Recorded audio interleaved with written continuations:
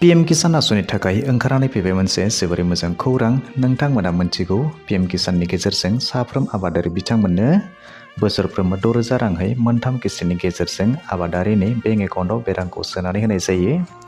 दासिमहालागै 9 कौटिनिबो बांसिन आबादारि बिथांमोना पीएम किसान सम्मान निधि आसनिनि खाबुखौ मोननो हायो। नाथाय बे बाराव पीएम किसान आसनि राङा बारायगोन नामा एबा मा नेमखान्थिनि सोलाय-सोल' जागोन बेफोर गासै खौरांखौ नोंथांमोननो बे भिडिअनि गेजेरजों आबुङै फोरमायनानै होनाय जागोन।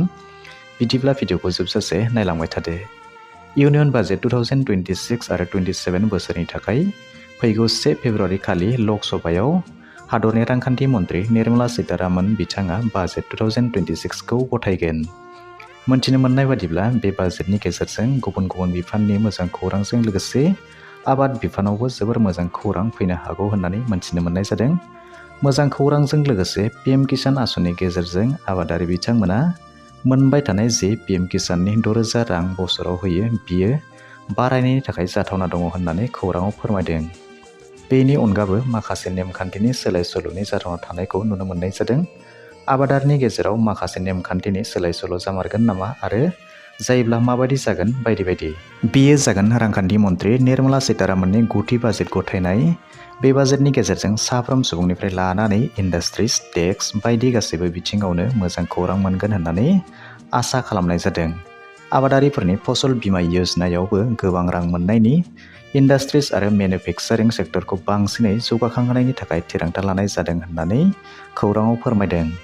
बेखायनो फैगौ 1 फेब्रुआरिनि बे बाजेट सेसनखौ साफ्रोम सुबुङानो लामा नायनानै दङ।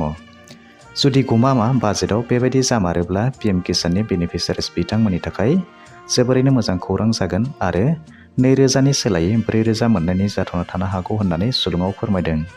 मानोना नायनो थाङोब्ला दिनैनि दिनाव आबादारि बिथांमोना 6,000 रांजों सोलिनाया जोबोरै गोब्राब। मुलिनि बेसेन, हासार, भिटामिननि बेसेन, लेबार खरसा बायदिफोरखौ नायोब्ला बे 6,000 राङा गनायजाथाव नङा होननानै गोबां आबादारि बिथांमोना फोरमायो।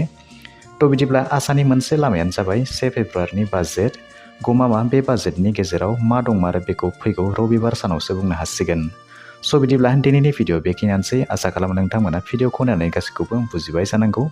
बिदिब्ला भिडिअखौ नायनानै मोजां मोनदोंब्ला मोनसे लाइक खालामदो आरो जुदि चेनेलाव गोदानै नायगासिनो दङब्ला अन्नानै चेनेलखौ साबस्क्राइब खालामनानै लानो थाखाय दाबावगारदो।